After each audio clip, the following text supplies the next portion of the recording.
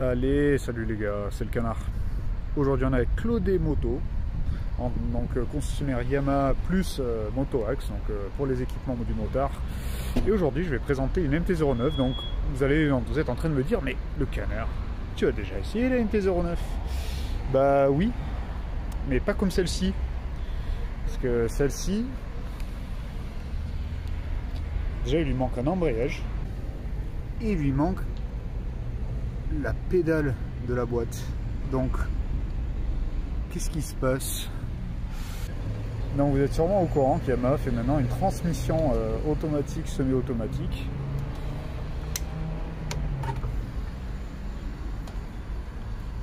Et du coup avec Claudé il m'a proposé du coup de vous montrer comment fonctionne le système.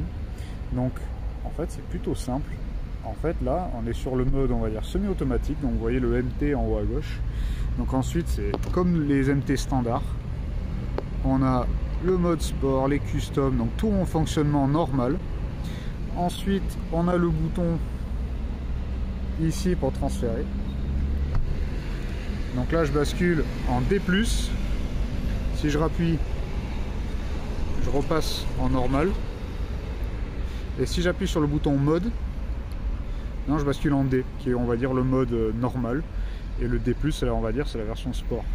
Si je décide d'être en mode semi-automatique, donc voilà où j'utilise les modes normales de la moto,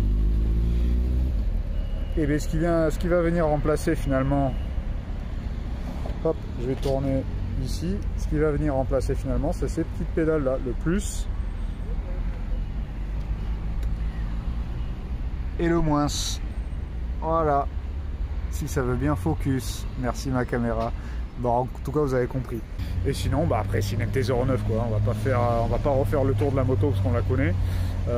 Mais voilà, je voulais quand même essayer cette boîte automatique parce que c'est vrai que quand même c'est rigolo de voir une moto sans levier, sans pédale, rien. Donc voilà quoi. Je trouvais ça rigolo à vous montrer ça.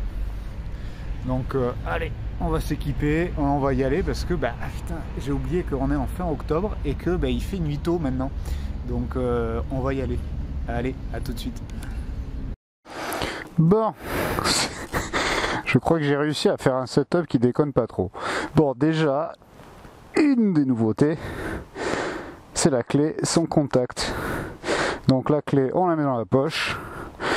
Et on l'oublie non, parce que bah, en fait c'est là où moi je trouve que c'est traite les clés sans contact, parce que moi j'accepte ça que si ça marche partout. Donc on a quand même besoin de la clé. Et ben j'ai rien dit, Yamaha a fait les choses jusqu'au bout, ils ont fait la trappe à essence aussi sans contact. Donc en fait on appuie et on tourne sur on. Tout simplement.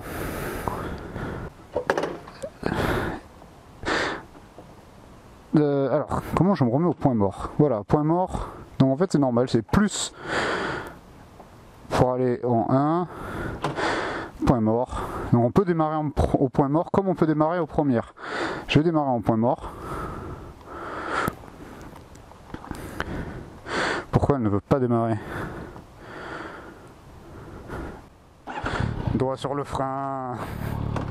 Paf, on a le gros claque comme avec cette fameuse boîte Yamaha d'origine, hein. Et on accélère, c'est tout. Et vous allez voir, paf, le rapport passe. Et en fait ce qui est très très drôle, c'est que depuis tout à l'heure j'ai le réflexe de tomber en rapport avec le pied, et ben il n'y a pas de levier, le canard, donc tu fais de la merde. Donc il y a quand même un temps d'adaptation. Ça c'est clair, comme toute boîte auto, hein, même voiture, hein, ceux qui connaissent les boîtes auto sur les voitures, on a toujours ces réflexes parfois d'essayer de débrayer avec le pied, enfin c'est quand même particulier, mais du coup je vous entends, ouais le canard, on veut pas de boîte automatique, on s'en bat les couilles. Moi comment je le vois, c'est que si c'est pour quelqu'un qui voilà, fait de la ville tous les jours, il est dans les bouchons, pourquoi pas quelqu'un qui a un handicap, parce qu'en fait finalement comment Yamaha nous a disposé ce système, donc ça veut dire plus, moins, bah c'est que non seulement je peux utiliser le pouce pour faire tomber le rapport, mais je peux aussi bien sûr tomber le rapport avec l'index. Si au lieu de tirer, je le pousse. C'est comme le même effet de pousser sur le moins.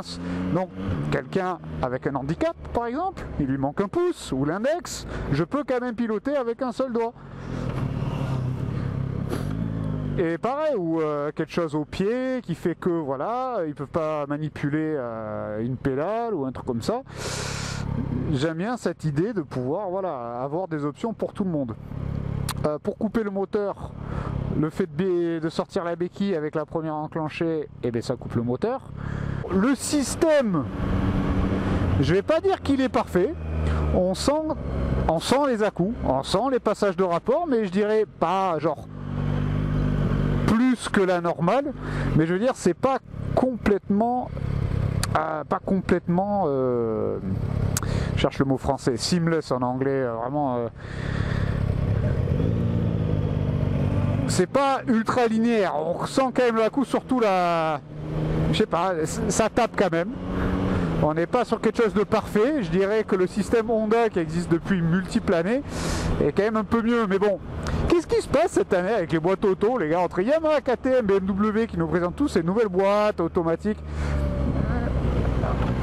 Ouais, on sent les à-coups, même je pense que vous l'entendez. Hein. Même moi, ce qui m'avait choqué, c'est qu'en fait, je sais pas pourquoi, mais quand j'ai mis la première fois, ça m'a fait bizarre en fait d'avoir le même clac quand on met on engage le rapport au pied avec ces boîtes Yamaha là, qui parfois surprennent parce que paf, ça, vraiment le rapport passe. C'est vrai qu'on retrouve ça quand même. Donc c'est rigolo quoi.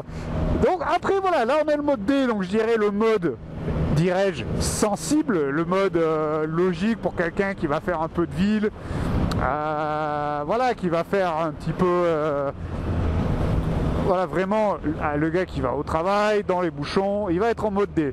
Je mets en D+. Donc le plus, qu'est-ce que c'est? Essentiellement, c'est le mode sport. Donc en fait là, elle va passer les rapports plus tard, elle va monter plus haut dans les tours. Donc bon là, mais pour le coup, c'est vraiment le mauvais moment pour vous en parler parce que là, je suis vraiment dans les bouchons. Bon, du coup, ça se rapproche plus d'un scooter. On est d'accord. Moi, personnellement, c'est pas pour moi. Mais comment je vois cette chose, c'est que finalement, moi, je suis passionné de moto. Donc, comment je le vois en tant que passionné de moto, même si ce n'est pas pour moi, c'est que ça peut amener peut-être une autre certaine clientèle qui ne voulait pas forcément avoir une moto parce que à cause d'un handicap ou d'une certaine complexité avec le passage de rapport, tout ça, bon, pourquoi pas, moi je suis tout pour. C'est comme avec la Niken à l'époque, quand Yamaha a sorti la Niken, tout le monde crachait dessus. Moi j'ai adoré parce que ça a marché tellement niche, mais finalement qui a réussi à trouver sa place? Tous les gens qui font les Tours de France, ils étaient tous avec ça. Les gens qui voilà, les rallyes routiers, on en voyait pas mal. Donc elle a quand même réussi à trouver sa place, Niken, même si bon, forcément ça n'a pas vendu, et je crois que Yamaha ne le propose même plus sur le catalogue. Mais bon, voilà quoi. Et là en tout cas, j'ai le mode D, on va dire, la moto elle est peut-être un petit peu moins puissante. Peut-être qu'il y a une gestion électronique pour réduire la puissance aussi. Là je retrouve un petit peu plus le rapport, le caractère de la Yamaha quoi. Mais bon là c'est juste un essai, je veux dire, ça fait littéralement 10 minutes que je roule, donc je peux pas vous donner un avis voilà, vraiment quelqu'un qui vit avec tous les jours. Mais c'était quand même juste de vous présenter quand même cette moto.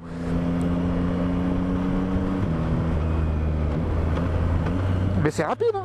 Vous avez vu là, j'ai fait 4 à 1, boum boum boum. Donc c'est efficace quoi. C'est sensible, ça fonctionne bien. Maintenant on va essayer le mode après, une fois qu'on va arriver dans la campagne, on va essayer le mode semi-auto. Donc c'est quand même le mode qui me rend le plus curieux, parce que bon, une boîte de vitesse entièrement automatique, pourquoi pas. Là par exemple je viens de doubler un petit peu et ça a accéléré jusqu'à 8-9 000.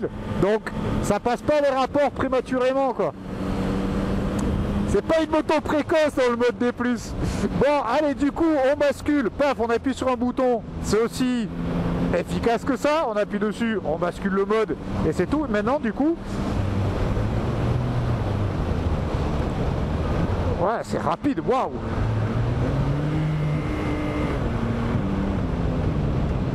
Putain!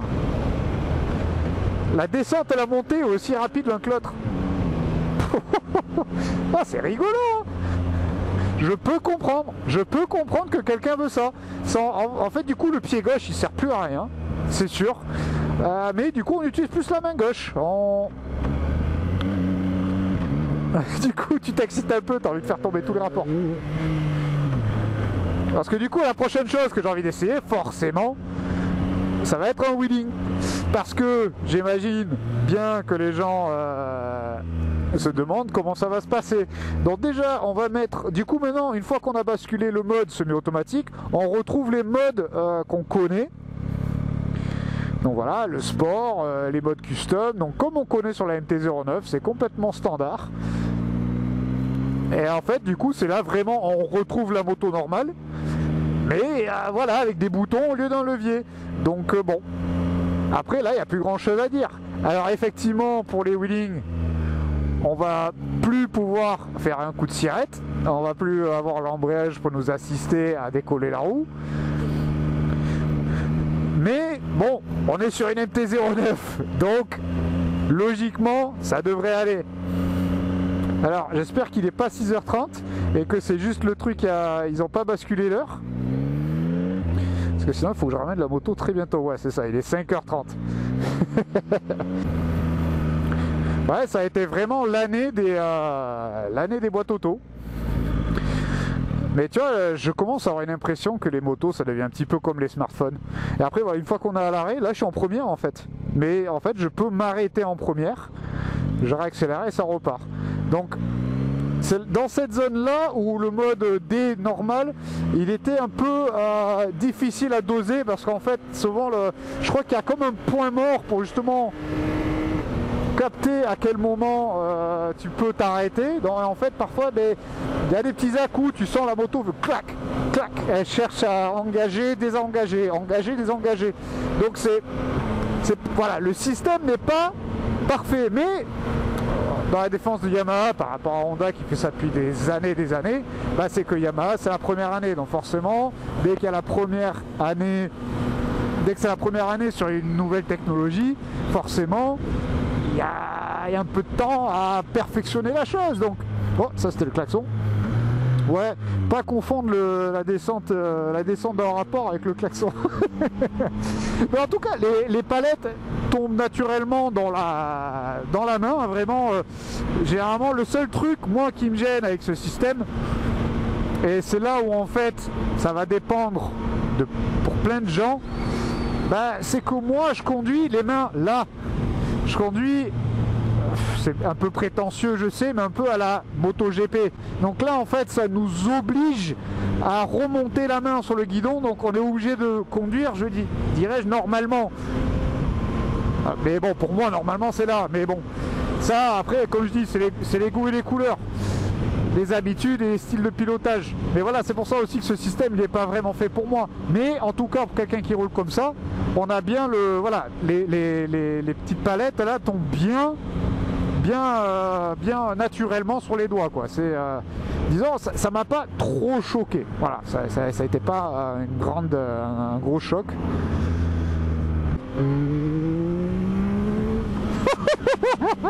Ouais, ça lève.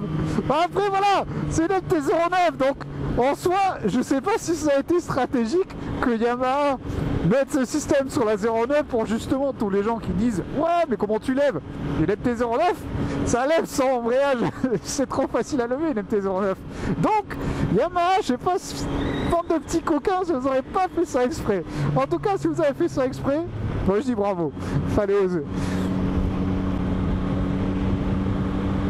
Donc avec cette Yamaha là de démo de Claudé, elle est disponible d'ailleurs en démo, donc n'hésitez pas à vous rapprocher de Claudé Moto pour si vous êtes vraiment curieux comme moi et essayer ce système.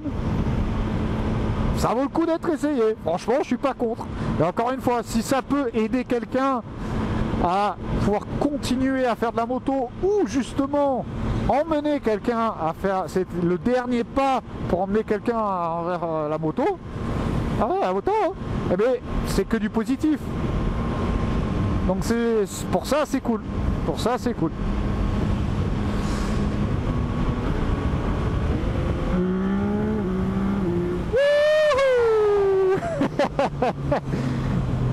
Ouais, c'est vraiment rapide et c'est instantané. Donc bon, voilà. Je vais même pas donner une note parce que en soi ça a été un petit peu, c'est pas vraiment un essai, c'est plus comme une présentation et pour vous montrer que finalement bah, ça change pas grand chose. Il y a quand même voilà les aspects de on arrive à un stop, faut s'arrêter, hop on n'a rien pour embrayer, le pied gauche ne sert plus à rien, voilà il y a tous ces aspects là qu'on peut oublier et quand ça fait juste ça, voir un guidon sans levier là. Juste ça, au début ça fait bizarre, mais là ça fait 10 minutes que je roule, c'est bon, je suis habitué. En fait je pense la période de rodage pour le pilote, c'est vrai littéralement les 5-10 premières minutes. Une fois qu'on a compris, bah, c'est très simple, c'est très simple. Et finalement c'est logique, il y a tout qui est logique. D'ailleurs il y a un truc, je suis curieux. Si je mets le régulateur, est-ce que je peux bouger les rapports sans déconnecter le régulateur? Ah non. Ça aurait pu être rigolo. Je sais que sur certaines voitures, on met un régulateur et on peut passer les rapports. Les rapports parfois passent. Donc parfois quand on a un régulateur, on commence à prendre une cote, on commence à perdre la puissance en 6, il faut que ça tombe en 5, et bien la voiture le fait automatiquement. Là je vous avoue que je ne sais pas si ça va le faire.